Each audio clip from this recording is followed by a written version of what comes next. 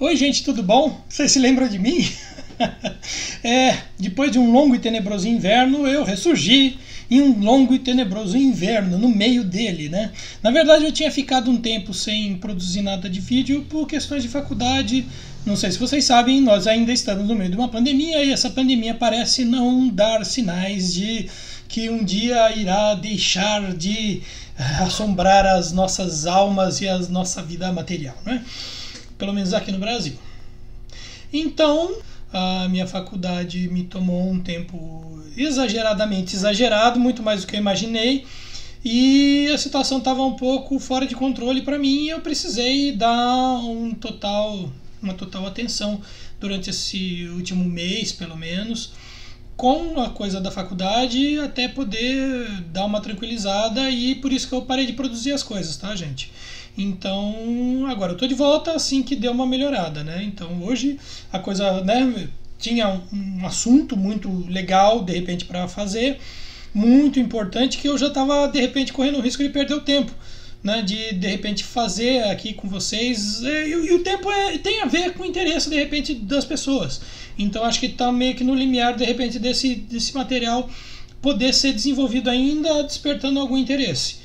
Então é o que eu vou querer fazer hoje, porque na verdade tem a ver com uma treta. Eu não gosto muito de trabalhar com tretas, eu não gosto muito de picuinha, não curto muito essa coisa, mas o que rolou foi uma coisa da semana passada que na verdade veio ao público, mas é de alguns anos atrás, e que tem a ver com arte, que tem a ver, no meu ponto de vista, também com política, também com a nossa realidade da sociedade como um todo. Então eu resolvi tratar nesse vídeo. Então, o tema dele é a treta que houve com o Romero Britto, né? Então nós vamos tratar sobre a arte do Romero Britto.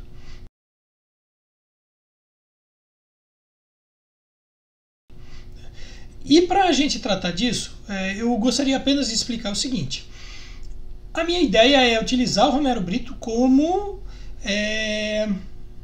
o objetivo inicial, mas não que nós vamos ficar falando do Romero Britto, como é que ele começou, de onde que ele veio, para onde ele foi, babá, mas para que a questão dele sirva como uma escada para o que a gente vai trabalhar, tá, gente?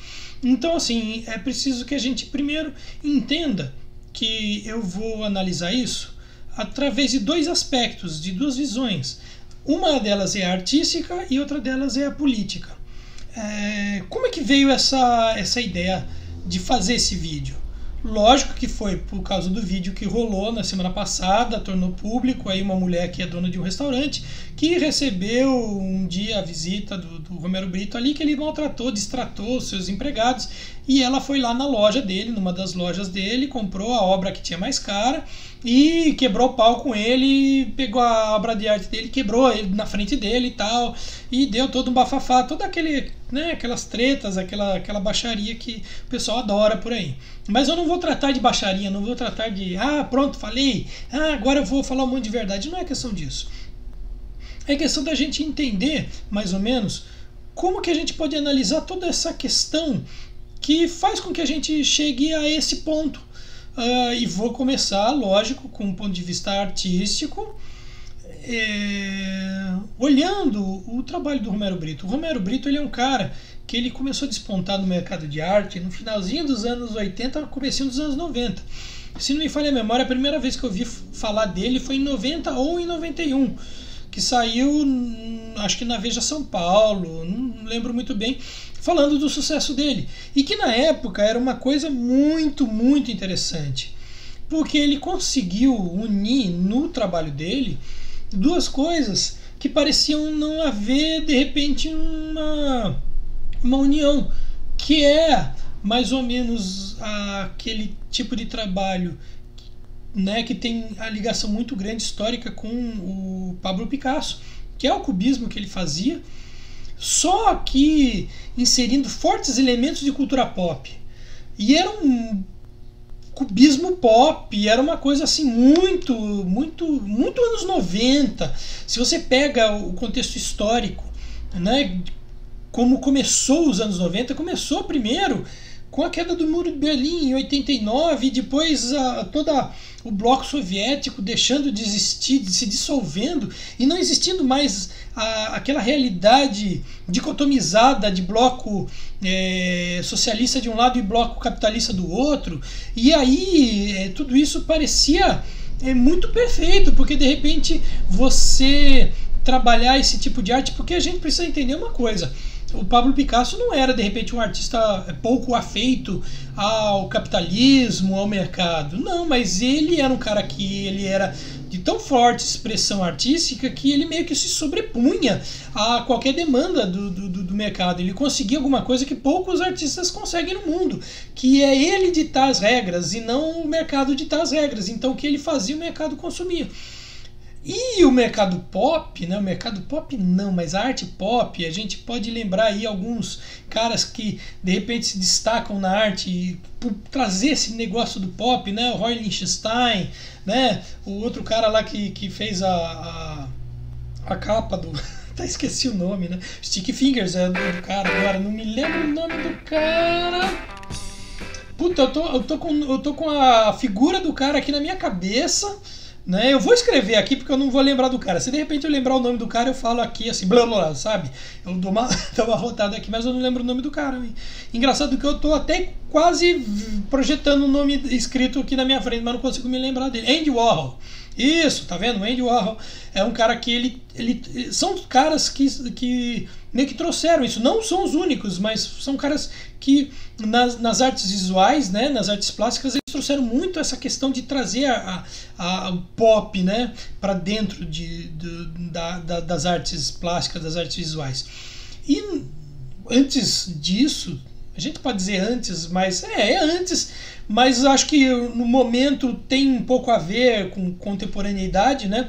Tem a questão do Salvador Dalí, que ele era surrealista, mas ele é um cara que ele tinha uma visão muito mercadológica da arte dele. Ele era muito, mas muito capitalista, né? Ele foi um dos primeiros caras, um dos nomes mais, né, mais importantes, assim, que casava realmente a questão do capitalismo com a arte dele. A arte dele era ferrada, era um surrealismo assim que quem não conhece não sabe o que está perdendo, mas é importantíssimo conhecer. E ele era um cara totalmente afeito aos fetiches do capitalismo, né? E ele namorou bastante, até, né, noivou, acho que com o capitalismo, não sei se casou. Se bem que hoje em dia tem muita coisa dele que, né, se entregou ao capitalismo. E assim, nós temos muitos outros artistas, nomes, que são, até no Brasil, por exemplo, o Cândido Portinari, ele tem, a família dele cuida da marca dele, e todos eles são dados muito a essa questão do licenciamento. Eles utilizam a sua imagem, a sua marca, a sua arte para licenciar produtos. Esses produtos eles vendem maravilhosamente bem, porque ele tem um diferencial, que é a qualidade, o nome, né? Virou uma marca, o estilo do cara, virou um estilo de vida, um modo de você se mostrar sofisticado, sabe? Enfim, né? Te dá um upgrade assim, social, né? E é uma forma de se ganhar dinheiro. E o Romero Brito, ele foi um cara que ele mergulhou de cabeça nisso. Tanto é que, se não me falha a memória, ele é dos artistas atuais, ele é o artista que tem maior número de produtos licenciados. Ele realmente ganha muita grana com isso. E o que acontece é que quando você começa a entrar com o seu trabalho muito, muito atrelado a essa questão comercial, você começa a perder a sua autonomia como um artista mesmo. Por quê? Porque o artista, ele expressa muito daquilo que ele vive, daquilo que ele pensa, daquilo que ele sente. Ele costuma fazer, ele regurgita, né, tudo aquilo que ele recebe de fora e ele passa para dentro, né? Conforme, né, os modernistas diziam, né, isso tinha a ver com a antropofagia. Mas não é só antropofagia, né? A gente pode dizer que isso também é um movimento dialético, né? Sabe? De dialético completo, né? Que você de repente vê contradições do seu dia a dia, do seu mundo, e aquilo de repente ser problematizado na sua psique, no seu sentimento, e você começa a ter que resolver isso dentro de você, e a partir do momento em que essas coisas se resolvem, isso começa a se manifestar como uma expressão de arte, né, que procura de repente chegar num patamar onde todas essas questões possam estar superadas. Isso é dialética, né? Aliás, é dialética material histórica, né? Mas enfim, né? Aí que a gente começa a ver que a questão ela não é só artística, ela é artística e política, né? E assim, a primeira parte é essa questão comercial, né? Porque quando você se atrela ao seu trabalho muito com o lado comercial, a gente precisa entender que o público consome, ele é um público que é difícil de aceitar o novo. Isso historicamente, ele tá acostumado com aquilo desde quando ele cresceu, sabe? Desde quando ele é criança, ele acha que uma coisa é assim, outra coisa é assada, outra coisa é assim, assado desse jeito, assim que é certo, o resto é errado e tudo mais. Tanto é que é por isso que o papel da educação é tão importante, porque a educação é uma forma, de repente, de te trazer uma libertação um pouco maior a respeito dessas entraves que, de repente, você vai ter ao longo da sua vida inteira, né? Do que é certo, do que é errado, né? Vai te, de repente, permitir ter uma visão do mundo um pouco mais ampla e aceitar com mais facilidade as mudanças do mundo, porque o mundo muda, né? O problema é que a gente sofre com a mudança do mundo, e a gente sofrendo, a gente faz o mundo inteiro sofrer, porque a gente não quer que o mundo mude e a gente quer que o mundo retroceda, e aí esse retrocesso gera um monte de estrago no mundo, é o que a gente está vendo por aí, né? E, né, gera tudo as porcarias que estamos vendo e que ainda veremos, né? E por isso a educação é tão importante, uma educação que possa libertar as pessoas, né? E aí o que acontece? Como a gente tem essa questão de público que é mais conservadora, que ela tem uma certa dificuldade em aceitar o novo, quando ele aceita e ele entra num estado de estabilização, ele se encaixa naquele novo modelo, e aí ele se encaixa, ele se acomoda.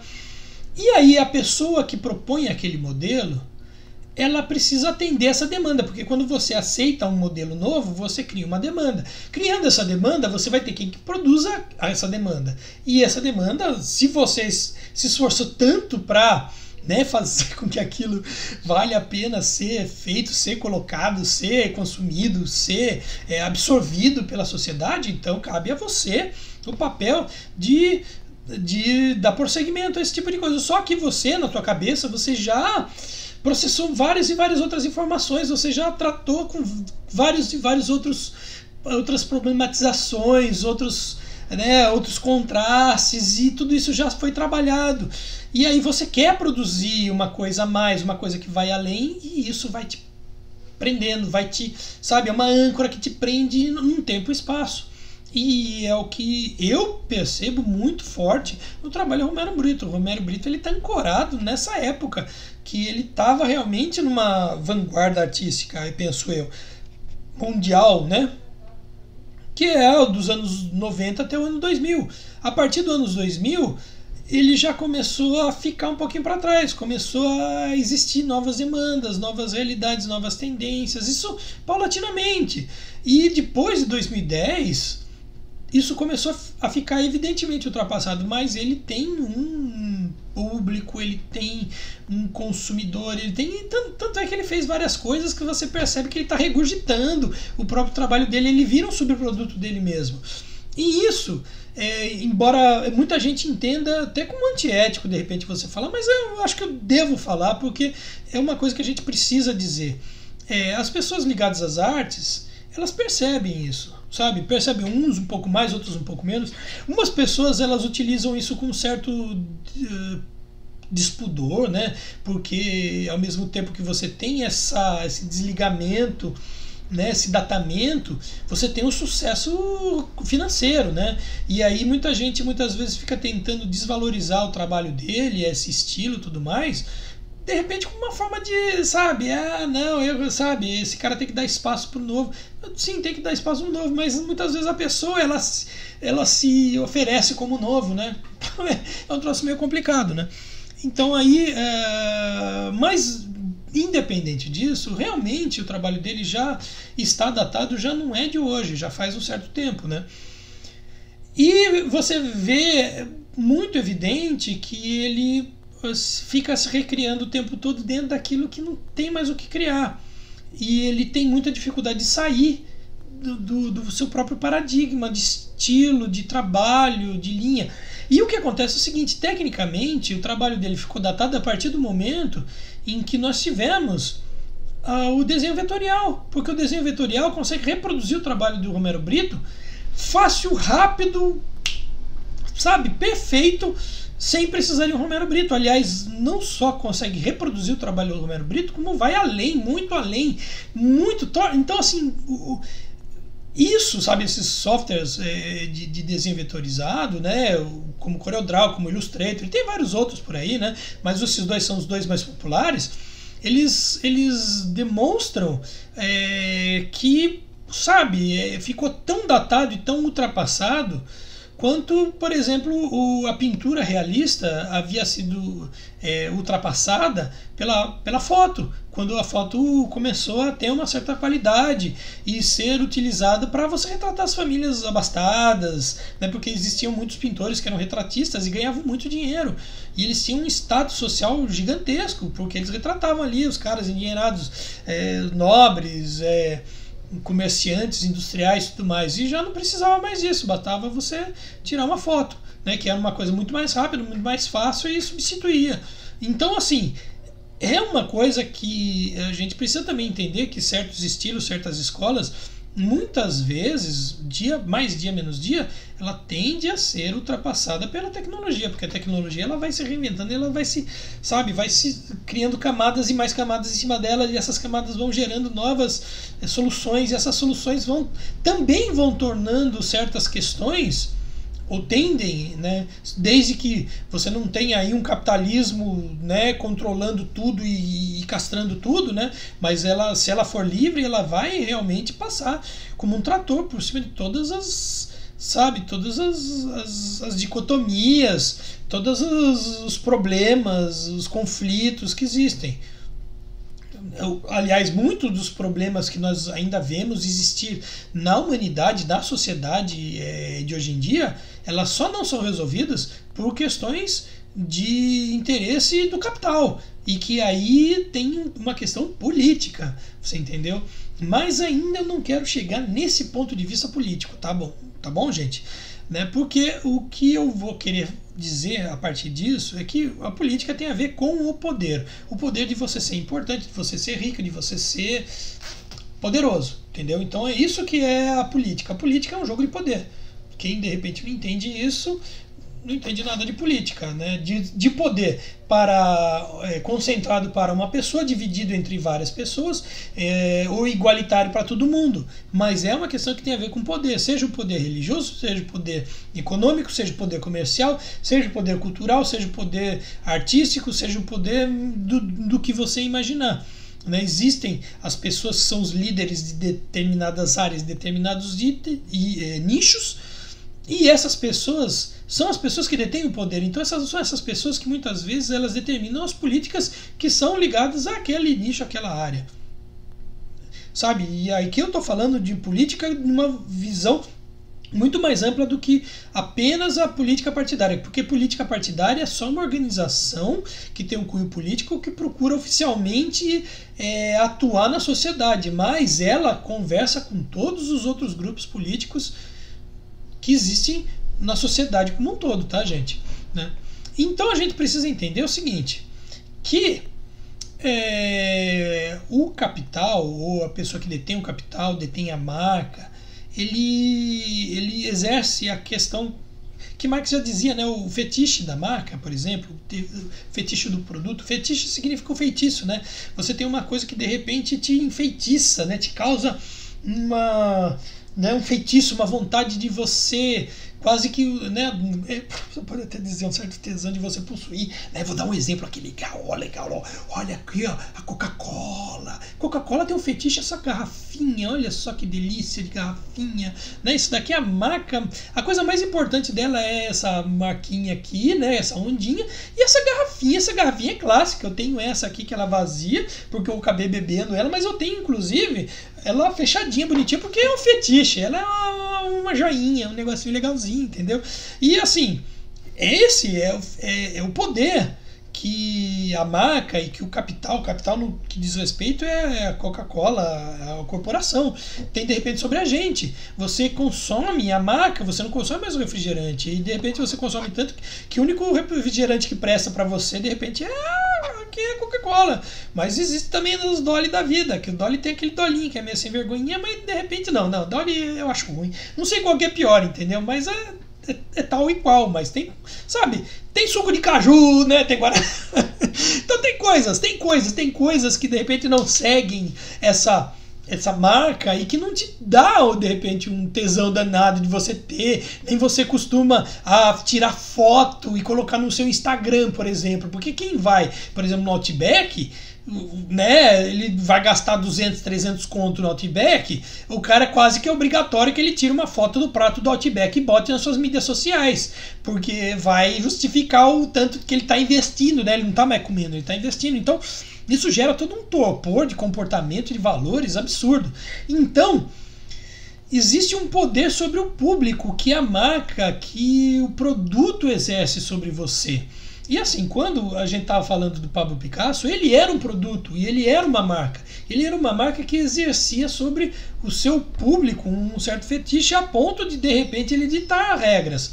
Porque é isso que acontece quando você tem, de repente, um celular da Apple, por exemplo, ele dita regras para as pessoas. Ele inventa coisas novas, né? novos gadgets, novas utilizações e tudo mais. E essas utilizações geram as demandas, a necessidade. Você tem, então, antes de você ter essa bagacinha aqui desse celularzinho, né, que é o smartphone, bibibi, bababó, você não precisava fazer um monte de coisa que hoje em dia você não vive sem. Então, você nunca teve essa necessidade, mas a partir do momento que você tem um produto, você vai incutindo nas pessoas a necessidade e essa necessidade vai fazendo com que as outras pessoas queiram consumir. Essa é a fórmula do sucesso do capitalismo dos nossos dias. Aliás, não é dos nossos dias, é o sucesso do capitalismo, é isso. E tanto é que se você não seguir essa lógica da marca, você não vai conseguir ter o mesmo grau de domínio, né, de dominação, né, mercadológica ou social, que de repente vai ter uma Apple, que vai ter um Google, né, que vai ter, enfim, pode imaginar qualquer outra coisa que seja, sabe, impensável. E tem muitas coisas que a gente consome que a gente nem percebe o quanto que a gente consome, mas a gente consome, né? Então o que acontece? Só que quando você é um artista, muitas vezes você não supera essa questão de você ser a marca. E o Romero Brito, eu percebo que ele não conseguiu sobrepor-se ao seu próprio produto. Então ele não tem essa capacidade de dizer agora vou fazer isso, agora vou fazer aquilo. Ele, de certa forma, ele está preso a ele mesmo, mas desde que ele aceite desse jeito, talvez não tenha um problema, né?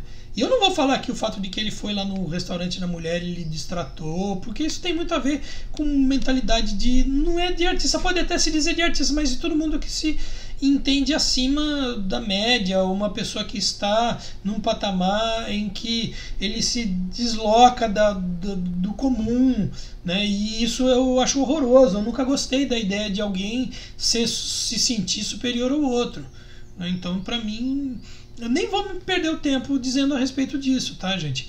Só que aí a gente vê o seguinte, que o mercado tem um poder, no caso dele, um poder sobre o artista e tem um poder sobre a narrativa, né? Porque assim, a narrativa que eu estou dizendo aqui tem muito a ver de a gente entender quando que uma coisa é arte, quando que uma obra, né, um trabalho, ele vira arte. Porque assim, a arte pode ser o trabalho de um pintor, de um escultor, do artista plástico, uma instalação, mas pode ser, por exemplo, um relógio velho, um relógio cuco, uma cadeira, sabe, uma carruagem antiga, porque ela de repente demonstra todo um contexto histórico, social, toda uma excelência de uma marca, de uma época, de um artista, de um artesão, né? Porque artesão não necessariamente pode ser considerado artista, mas com o tempo um bom artesão acaba tendo status de arte, de artista.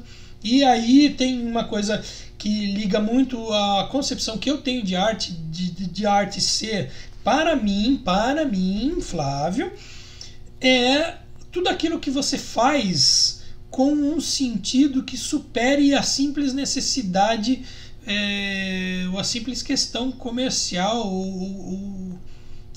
ou capital mesmo, de você faz uma coisa porque você é obrigado, porque você vai ganhar o seu salário no final do mês. Se você é uma pessoa que é um cozinheiro e você faz aquilo com um tremendo amor de você fazer aquela comida, de você fazer com que a pessoa que vá comer aquela comida se sinta bem, tenha uma experiência maravilhosa, então você está fazendo arte. Se você é um cara que você faz um óculos, esse óculosinho, mas de repente você pega em cada mínimo detalhe, sabe? E você tem tudo isso imbuído de um tremendo de um amor pelo fato de você fazer o óculos, pela essa atividade, sabe? E isso faz com que você sempre faça, a cada óculos que você fabrique, você faz um modelo diferente, uma coisa mais bonita, mais confortável, mais gostosa, mais eficiente, inclusive. Então você é um artista. Sabe, o artista, a arte para mim está na questão de você ter um envolvimento com aquilo que você faz, que faz com que você supere toda a realidade daquilo que você faz. Isso para mim, intimamente, tem a ligação com a arte, tá? E aí a gente percebe que existem coisas que vão se tornando arte, né? Sabe? Só que a arte, ela não tem ligação com a política? Não, ela sempre tem ligação com a política, porque quando você tem alguma relação de poder ou uma possibilidade de poder que ela não seja aceita pela sociedade vigente ou pela elite vigente, a forma de arte, qual ela representa, costuma ser marginalizada. Isso, de repente, se você pegar as próprias manifestações artísticas de periferia, né? Você pega o rap, você pega os slams, você pega, né, toda a produção literária, a música, né, que é feito pelos pobres, pelas periferias, pela favela, né, o funk mesmo, ele é marginalizado. Ele é marginalizado porque o fato dele ser exaltado, dele ser valorizado, dele ser trazido, né, como um objeto a ser cultuado, a gerar dinheiro, a gerar mercado, ele vai trazer poder para as pessoas que o realizam, ou seja, as pessoas que estão na favela, as pessoas que deveriam estar ali e de repente serem esquecidas, de acordo com o pensamento de muita gente aí que tem um retrocesso no coração, entendeu? Então, essa aqui é a questão, sabe? De você ter o poder sobre a narrativa, né? Você, de repente, consegue dizendo quem é sagrado e quem é maldito. Então tem muitos artistas que são malditos, é aqueles que não devem ser consumidos, é aqueles que você não deve ouvir ele, você não deve saber o que ele está fazendo ou o que ele deve estar produzindo. Isso é com artista, isso é com jornalista, escritor, com filósofo, enfim, sabe, com professor, com qualquer outra coisa, até com amigo, né, sabe, amigo ou celebridades, né, quando você de repente está cancelando, né, na verdade você está agindo com uma narrativa que você faz com que essa pessoa perca o poder que ela tem sobre os demais. E tudo é uma questão de poder, ainda mais numa sociedade capitalista, em que ela sempre está estimulando essa questão de poder.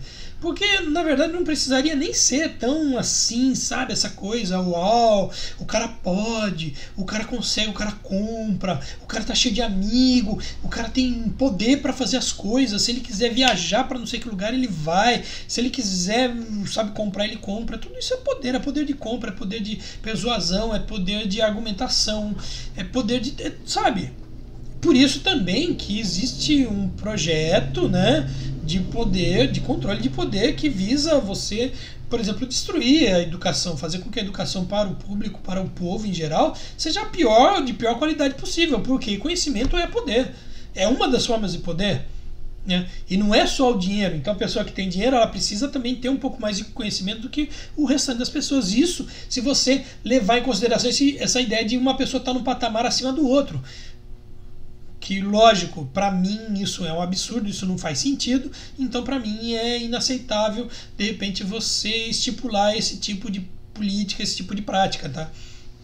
Mas voltando à questão da arte, a gente percebe que essa questão de você ter grupos hegemônicos, grupos que são menos importantes ou são os que são os oprimidos, né, da sociedade, e as suas formas de arte, historicamente falando mesmo, você determina, através dessa relação de poder, o que deve ser preservado e o que deve ser defenestrado, né, do que deve ser cancelado, o que deve ser esquecido. Isso vai em todos os sentidos, também na arte, vai no sentido da educação, da cultura, da arte, do esporte, da economia, sabe? Enfim, pensa em que você vai ver que tem essa relação. E aí o que acontece?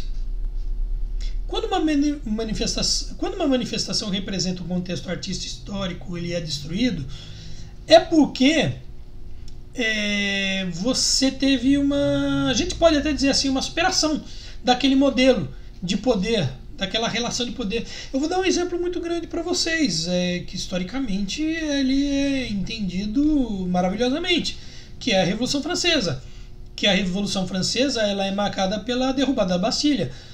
A derrubada da Bastilha é um grande marco, lógico, porque ele demonstra o fim de uma era, a era das monarquias absolutistas na Europa, basicamente. Lógico que não foi a única, mas foi a mais importante derrubada de uma monarquia absolutista, né? Desde o momento em que, de repente, o rei da França, Luís XVI, ele se recusou a assinar uma carta magna e distribuir, né, enfim, esse poder com os demais membros da sociedade. Aí você gerou toda uma revolta, toda uma questão de revolta, que a população estava numa situação de penúria muito grande, e na verdade a Bastilha era uma espécie de prisão oficial da monarquia, que todos os inimigos políticos eles iam presos na Bastilha.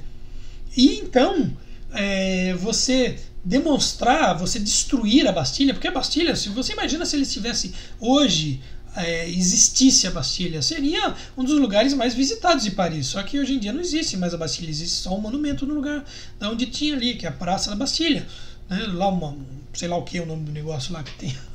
Entendeu? Mas a questão é o seguinte, ele seria com certeza muito visitado e muito valorizado, só que a questão é que ele deixou de ser necessário, de existir, porque os seus valores, a sua relação de poder precisava perder aquele símbolo, e aquele símbolo precisava demonstrar que aquilo estava ruindo, que aquilo a partir de hoje não existia mais, nunca mais deveria existir.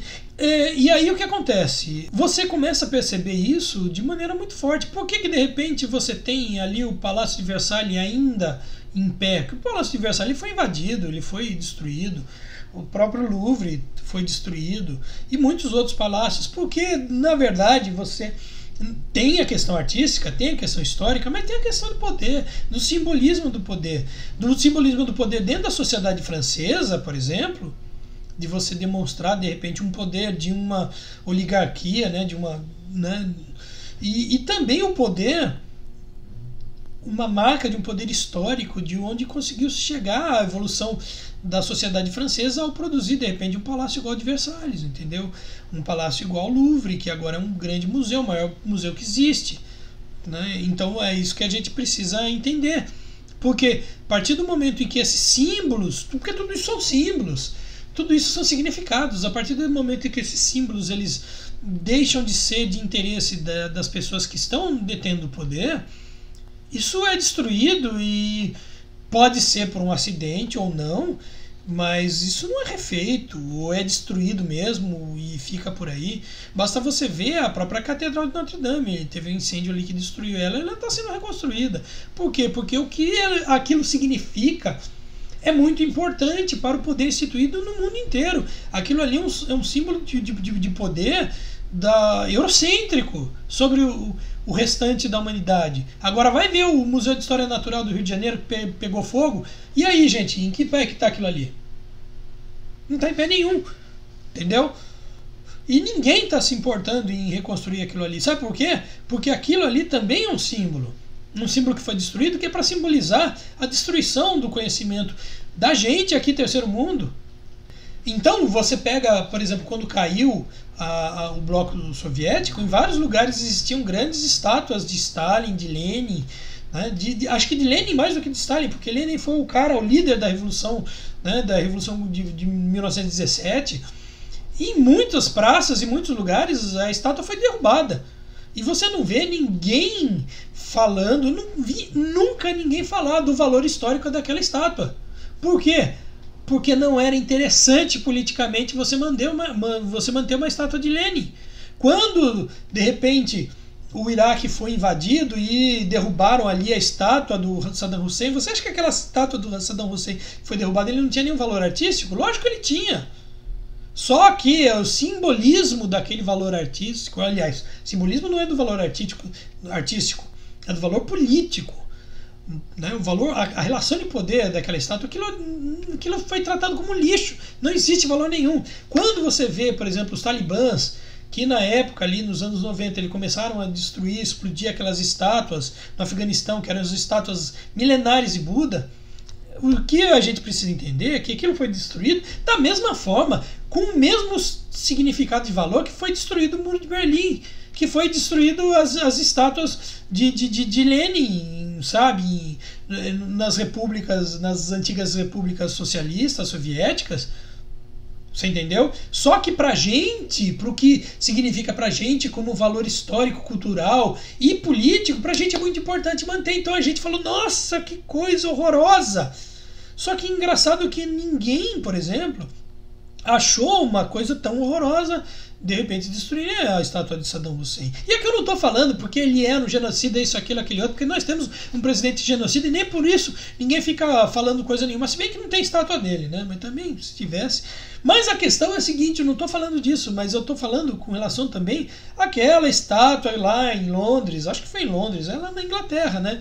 Que muitos ativistas foram lá, derrubaram a estátua, e aí colocaram uma estátua de uma ativista negra ali com a mão levantada, e aquela estátua ficou pouquíssimo tempo lá.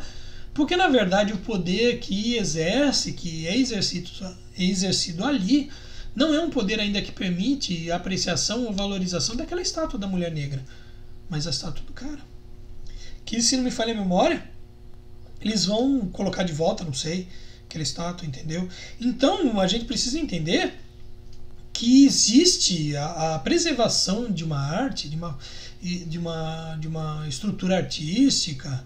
Às vezes a reconstrução dela ela tem a ver com uma relação de poder. Da mesma forma como em São Paulo, lá no Brás, o cara da Igreja Universal foi lá e construiu uma réplica do Templo de Salomão. É uma questão de poder, é um jogo de poder, é uma relação de poder. Não é uma relação de... Sabe, você pode colocar do que você quiser, apenas religiosa. Não, aliás, religiosa eu nem sei em que ponto, quando é que aquilo é religioso. Pode ser que tenha a religião no meio, que aliás tem religião no meio, mas a religião ali, ela tá lotada de política, tá lotada de poder. E também numa pregação, por exemplo, como aquela, tá lotada de você pregar para os fiéis toda uma relação de poder, toda uma situação em que o poder ele está ali sendo exercido, entendeu? E, sabe, isso é muito importante que a gente entenda, e para que a gente não, de repente, corra o risco de defender certos pontos, ou certas histórias, ou certas narrativas. Não é que são ridículas, eu ia dizendo ridícula, mas não é ridícula, mas é enganosa, é distorcida. A gente precisa ter um mínimo de senso crítico para perceber a realidade de maneira bastante crua, para a gente não ficar se iludindo. Porque a ilusão ela gera sempre uma desilusão. Duro não é a desilusão, duro é o que tem antes da desilusão, que é toda uma manipulação, toda uma relação de poder que é baseada em opressão. E se você é iludido, você é oprimido, você só não sabe que é oprimido. Era para ser uma coisa mais artística, mas acabou sendo mais política, mesmo porque eu começo a perceber nos dias de hoje que fica muito difícil a gente fazer uma diferença entre o que é político e o que é artístico. Não existe isso. Tem gente que acha que dá para ser artista sem ter um viés, uma mensagem. Não dá. Toda arte tem uma mensagem. Se você fez não pensando na mensagem que você queria colocar na sua arte, não significa que a sua arte não tenha uma mensagem. Significa apenas que você não sabe. E o pior é o seguinte: alguém atrás de você está dando a mensagem. Você não sabe para quem você está trabalhando. Então, pega as rédeas da mensagem que você quer passar e imprime ela no teu trabalho, com responsabilidade. Tá bom? Bom, gente, esse é o vídeo de hoje. Videozinho da hora. Espero que vocês gostem, espero que vocês curtam. Se curtiu, dê o seu joinha. Se você não curtiu, dê também o seu joinha invertido para baixo. Mas interaja, por favor, gente, interaja, sabe? Toda a meia dúzia de seguidores que eu tenho aqui, interaja, assista o vídeo. Eu sei que eles são compridos mesmo, porque eu não quero ficar fazendo videozinho. Mas se vocês acham que eu devo fazer videozinho de 6 minutos, 10 minutos, coloca aqui, escreve aqui. Fala assim, puta, seus vídeos são muito chatos. Ou então fala, não, legal, faz mais. Mas coloca, dá um feedback pra gente saber o que a gente vai fazer. Entendeu? E me siga se vocês acharem de repente eu não sou um cara tão sem noção assim. Me siga nas minhas redes sociais, veja os meus trabalhos. Eu fico colocando aqui embaixo, né, passando aqui as minhas redes, né? Basicamente todos eles têm quase que o mesmo conteúdo. Então vocês podem escolher aquele que for preferido para você. Atualmente na minha página do Facebook eu comecei a colocar mais material exclusivo da página do Facebook, porque ela tá meio caidinha, né? Então eu pensei em dar um up nela. Então eu tô postando mais coisa. Eu pretendo, pelo menos até o final do ano, colocar mais coisas lá, entendeu? Mais do que no resto das outras mídias sociais. Mas as mídias sociais, as outras, também tem muita coisa. O Instagram tem algumas coisas que são bem de Instagram mesmo, viu, gente? Que às vezes eu não coloco nos outros, por exemplo, né? Então eu acabo muitas vezes dando um enfoque meio que para Instagram e para Facebook, agora um pouquinho mais para minha página no Facebook, porque eu acho que o momento está pedindo um pouquinho um cuidadozinho disso para ela, tá? Não fiquem bravos, mas mais pra frente eu boto em outras coisas. Você pega o VK, pega o Twitter.